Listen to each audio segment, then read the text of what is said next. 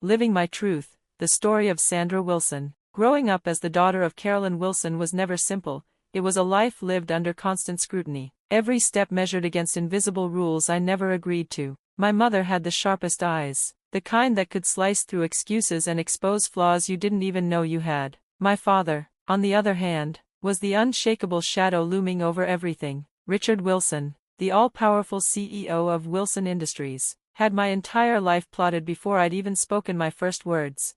A Wilson never settles for second best, he would remind me, his baritone voice echoing through the marble halls of our West Hollywood mansion. He always looked immaculate, tailored suits, polished shoes, and an aura of command that seemed to bend the room to his will.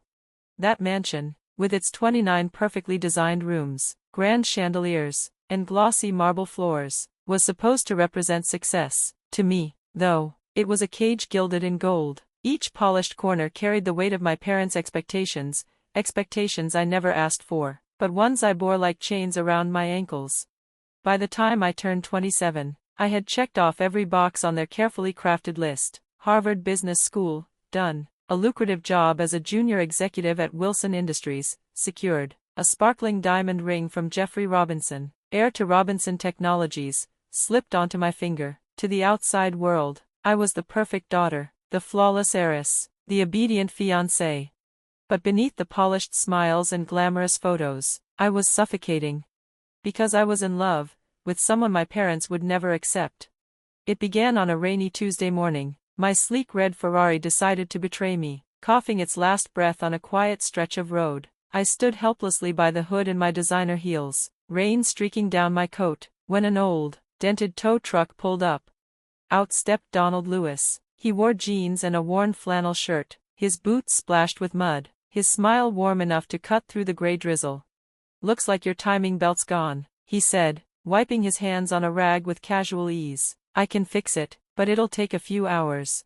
I don't know why I didn't call for a ride back to the office. Something in his voice, calm, kind, without judgment, made me stay. I found myself sitting in his small garage, cradling a cup of bitter vending machine coffee, talking to a stranger about everything and nothing. Donald wasn't just a mechanic. He told me he had graduated top of his class in engineering but had turned down lucrative offers because, as he put it, life's too short to live someone else's dream. That sentence hit me like lightning. For 27 years, I had lived someone else's dream, and here was a man in a flannel shirt, saying the words I had never dared whisper. What started with one broken-down Ferrari turned into late-night drives down the coast, impromptu picnics in quiet parks, and laughter that left my stomach aching in the best way. Donald didn't care about my last name or the empire tied to it. Around him, I wasn't Sandra Wilson, heiress to Wilson Industries. I was just Sandra, a woman who could laugh loudly, cry openly, and speak honestly. For 8 months, I lived a double life. By day, I wore masks, perfect daughter, perfect fiancée, perfect executive. By night, I shed them, falling deeper into a love that felt real, unpolished, and raw. But secrets don't stay buried forever. The breaking point came during a charity gala hosted in our mansion, the kind of event where champagne glasses clinked against crystal, and laughter was rehearsed like lines in a play. My mother floated through the crowd, introducing me and Jeffrey as though we were an empire waiting to be unveiled. Then she took the microphone, her eyes shining with pride and calculation. After the wedding, she declared, "Sandra will be in charge of our East Coast operations, the Robinsons and Wilsons together, just imagine the power." The applause was thunderous, but inside me, something shattered. Her words weren't just an announcement, they were a prison sentence. The walls closed in, the chandelier lights blurred, and my lungs felt like they were collapsing. I excused myself, stumbling into the cool night air of the garden. Hands trembling, I dialed the only number that brought me peace. When Donald answered, I could barely breathe. "I can't do this anymore," I whispered, tears slipping down my cheeks. "I can't marry him. I can't live this lie." There was silence, heavy and steady, and then his voice, soft, unwavering. "Then don't be who you are, Sandra. That's the woman I fell in love with." Those words became my lifeline. The very next morning, I packed a single bag. I left the mansion, the boardroom, the diamond ring, and every carefully constructed expectation behind. For the first time, I didn't know exactly what tomorrow would bring. But I knew one thing with absolute certainty: it would be my choice, my truth, my life. And as I closed the door on the only world I had ever known, I finally felt free. I had been planning it all day: a little surprise for Donald, Chinese takeout from his favorite spot, maybe dinner curled up on the couch, a night of bad TV and good laughter. Those were our best nights, not the fancy galas, not the dinners at my parents' mansion, but the simple ones, bare feet on the couch, his arms slung lazily around me, both of us laughing until our stomachs hurt. But when I opened the apartment door, everything felt wrong. It was quiet, too quiet. I set the food down on the counter and immediately saw it, a note, scrawled in Donald's messy, unmistakable handwriting. Working late at the garage. Love you. Normally, it wouldn't have raised a red flag. Donald often lost track of time at the shop, staying late to finish a job he didn't want to leave half done. But tonight, the silence pressed in on me like a weight. Something about the air in the apartment felt heavy, unsettled. My chest tightened with unease. I pulled out my phone and dialed his number, straight to voicemail.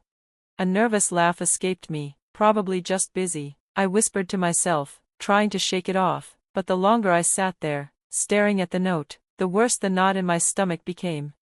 Finally, unable to sit still, I grabbed the food again, shoved my keys into my pocket, and headed for the car. Maybe he just lost track of time, maybe everything was fine.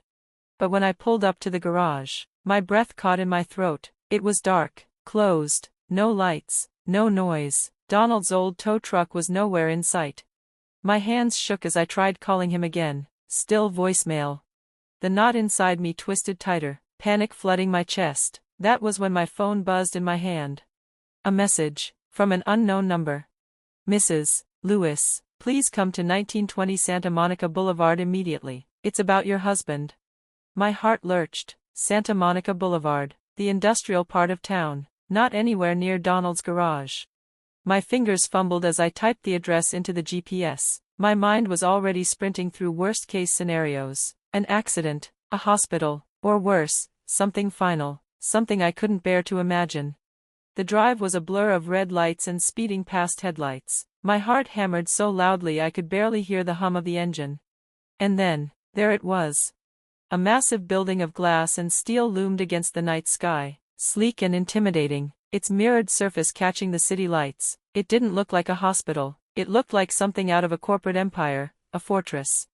As I slowed at the entrance, the security gate rolled open automatically. A uniformed guard stepped forward, his face calm, professional.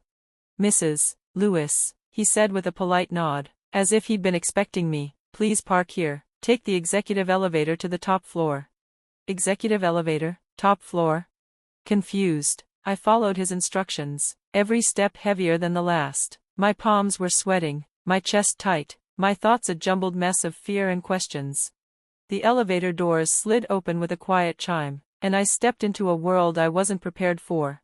The office suite stretched out before me like something out of a dream. Floor-to-ceiling windows revealed the glittering skyline. The entire city spread beneath us like a carpet of diamonds. Polished marble floors gleamed under the soft glow of recessed lights. Sleek furniture, minimalist art, and the faint hum of power filled the space.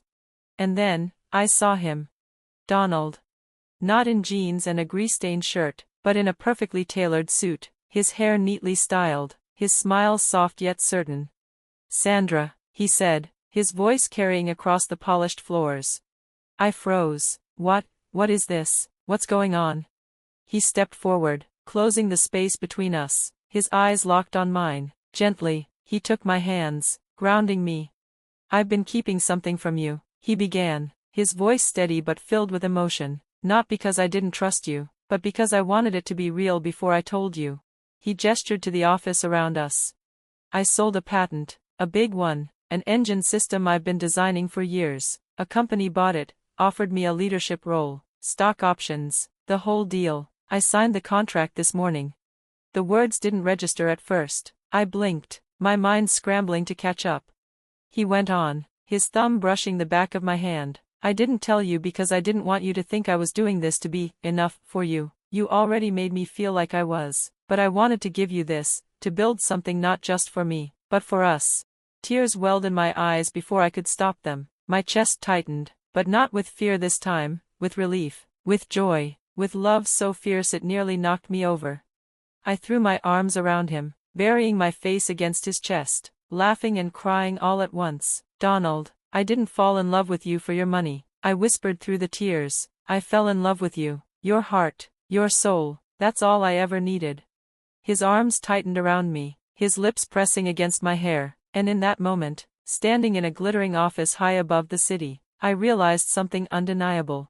I hadn't just chosen happiness, I had chosen right.